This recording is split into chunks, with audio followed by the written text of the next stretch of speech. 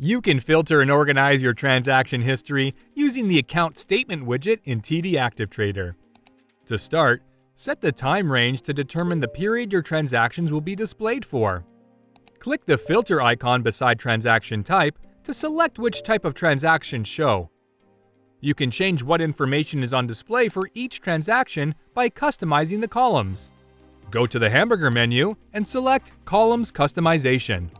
Then, drag and drop column headings from Available to Current.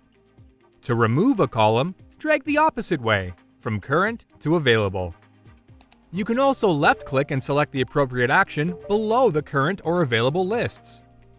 And you can always start fresh by selecting Restore to Defaults.